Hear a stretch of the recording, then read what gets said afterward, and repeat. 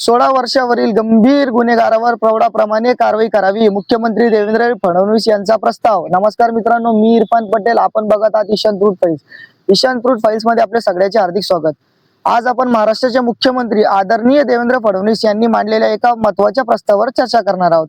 मुख्यमंत्री देवेंद्र फडणवीस यांनी केंद्र सरकारकडे एक प्रस्ताव पाठवण्याची घोषणा केली आहे. या प्रस्तावावर गंभीर गुन्हे करणाऱ्या अल्पवयीन आरोपीबाबत वयोमर्यादेवर फेरविचार करण्याची मागणी करण्यात आली.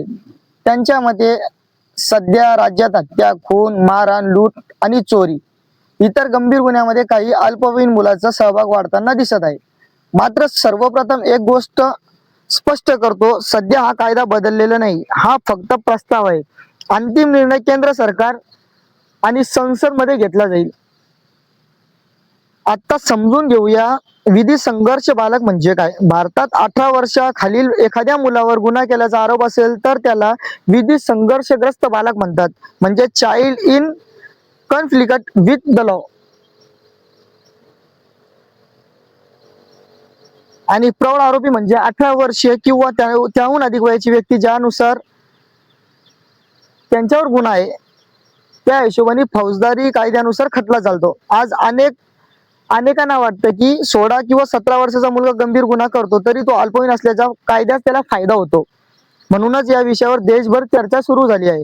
माझं वैयक्तिक मत मित्रांनो, मी माझं वैयक्तिक मत तुम्हाला सांगतोय. मी कोणत्याही पक्षाचा प्रचार करत नाही किंवा कोणत्याही नेत्याला पाठिंबा देत नाही, परंतु समाजात वाढणारी गुन्हेगारी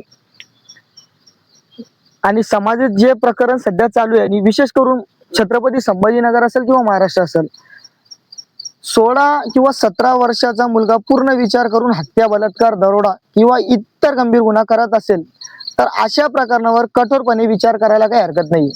आणि देवेंद्र फडणवीस साहेब जे प्रस्ताव केंद्राकडे पाठवणार आहे, तर माझं वैयक्तिक मत असं आहे की याला विपक्षांनी पण एकमत होऊन पाठिंबा द्यायला पाहिजे, कारण की हा कायदा आता अंमलबजावणी करणे गरजेचं आहे.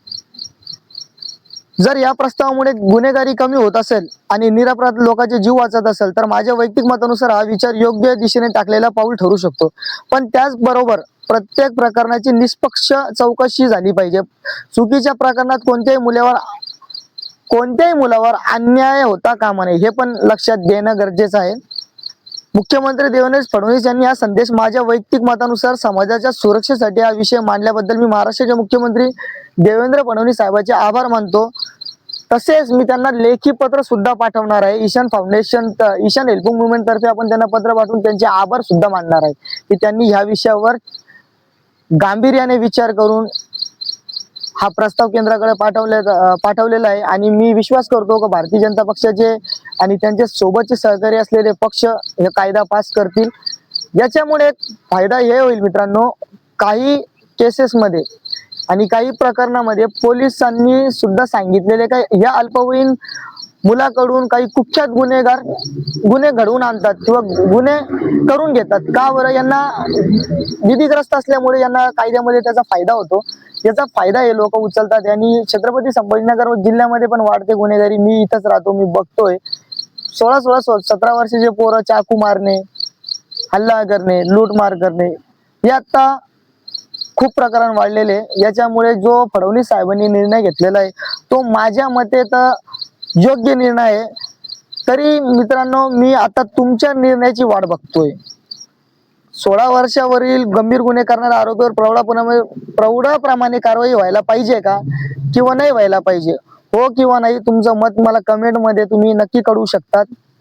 तुम्ही जर वाटत असेल तुम्हाला की मी ह्या वेळेस एखाद्या पक्षाला किंवा एखाद्या राजकीयकर्त्याला किंवा मुख्यमंत्रींना सपोर्ट करतोय किंवा पाठिंबा देतोय, ते तुमच्या मनातून काढून टाका. मी कोणत्याही व्यक्तीला, कोणत्याही राजकारणाला सपोर्ट कधीच करत नाही.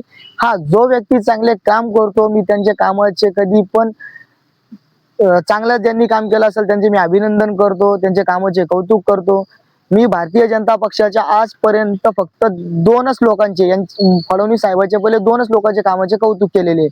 एक आहे केंद्रीय रस्ते मंत्री आमचे केंद्रीय नेते नितीन गडकरी साहेब, आणि दुसरे आहे माझ्या जिल्ह्यातील सर्वसामान्य कुटुंबातील आलेले एक नेते आहे जे नगरसेवकापासून कामगार नेतेपासून छत्रपती संभाजीनगर आणि जालना स्थानिक स्वराज्याचे आमदार राहिले होते. माझे सगळ्यात आवडते नेते छत्रपती संभाजीनगरमध्ये ते आहे. मी त्यांच्या कामाचे नेहमीच कौतुक करतो, ते म्हणजे संजय केनेकर साहेब.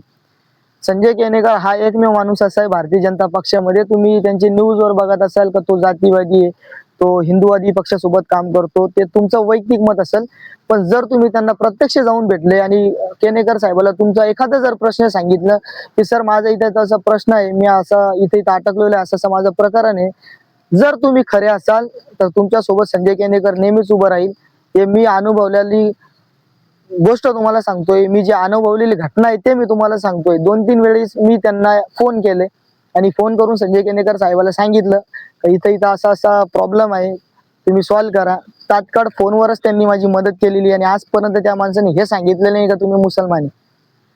तर मी याच्या पहिले फक्त केंद्रीय मंत्री नितीन गडकरी साहेबाची पाठिंबा दिलेला आहे त्यांच्या कामाला, संजय केनेकर साहेबांचा दिलेला आहे. आणि पहिल्यांदाच मी माझ्या आयुष्यात पहिल्यांदाच मी फडणवीस साहेबांना पाठिंबा देत आहे की त्यांनी जो निर्णय घेतला माझ्या मते तर योग्य आहे. आता तुमचा जो मत आहे मित्रांनो ते तुम्ही मांडू शकतात, पण एक विचार करायला पाहिजे. 16 वर्षावरील मुले जे 10वी पास होतात, 10वी-11वीतले मुले आता गुन्हेगारीकडे वळलेले आहे. त्याबाबत मी त्यांच्या परिवारांना, त्यांच्या आई वडिलांना, प्रियजनांना एकच या व्हिडिओमधून संदेश देत आहे, आपल्या मुलावर लक्ष ठेवा. आपले मुलं गुन्हेगारी क्षेत्राकडे तर जात नाही ना, त्याचं लक्ष ठेवा. आजकाल सोशल मीडियावर बघून लोकांना एक ट्रेंड तयार झालेला आहे, भाई बनायचं, बॉस बनायचं, डॉन बनायचं. पण यांचा अंत शेवटला खूप विचित्र होतो आणि यांचा शेवट खूप अंतकरणाने होतो आणि एकदम यांचा जो फ्युचर राहतो तो कधीच ब्राईट नसतो. त्यामुळे आपण पण आपल्या मुलावर, लेकरावर लक्ष करायला पाहिजे. कालच एक लिटल फ्लॉवर इंग्लिश स्कूल मध्ये एक घटना घडली. 17 वर्षाच्या युवकांना माझे शिक्षक जे त्याचे शिक्षक होते त्यांना चाकू मारलेला आहे. ही घटना खूप गंभीर आहे. आजही आमचे शिक्षक आहे, मी ज्या शाळेत शिक्षण घेतलं, श्री बबनराव ढाकणे शाळेमध्ये 1ली ते 10वी मी त्या शाळेमध्ये शिक्षण घेतलं. तुम्ही जाऊन आज पण विचारू शकता. आम्ही आज पण खालची मान वर करत नाही आमचे शिक्षक दिसल्यावर. आमच्या शिक्षकाचा आम्ही आधी आदर करतो. का बरं? पहिल्या एवढे गुन्हेगारी नव्हती. पहिले आम्हाला जे ज्या शिक्षकांनी आज आम्हाला शिकवलं त्यांच्यामुळेच आज आम्ही तुमच्या समोर येऊन 2 शब्द बोलतोय, मीडियावर येऊन बोलतोय. कारण आमचे गुरु तसे होते आणि पहिले असे गुन्हेगारी संस्कार नव्हते. पहिले आईबाप पण लेकरावर लक्ष देत होते. आजच्या धावपळीच्या जीवनामध्ये माईबाप कष्ट करतात, मुलांनी शिकायला पाहिजे, कष्ट करतात, त्यांना चांगलं जीवन भेटायला पाहिजे. पण हे मुलं आज वेगळ्या वाटावर जात आहे. तर याचा सगळ्यांनीच विचार करायला पाहिजे. फडणवीस साहेब तर ते कायदा तर आणताच आहे, ते प्रस्ताव ते केंद्राकडे पाठवताच आहे, पण पहिले आपलं सुद्धा काम आहे. आपले मुलं कुठे जातात, काय करतात, कोणासोबत उठतात, कोणासोबत बसतात, रात्री अपरात्री कुठं जात तर नाही ना, या सगळ्याचा अभ्यास करून, सगळ्याचा विचार करून आपण पण आपल्या मुलावर लक्ष द्यायला पाहिजे. मी एवढेच सांगताना आपल्याला बोलेल. आणि हे आपला जो पुढचा जो प्रोग्राम आहे, जो आपली सिक्रेट डायरी आपण करणार होतो, हू किल्ड हेमंत करकरे, ती येणार आहे. सध्या 2-3 दिवस मी गडबडीत होतो, वैयक्तिक कामात व्यस्त होतो, त्याच्यामुळे त्याच्यावर चर्चा झाली नाही.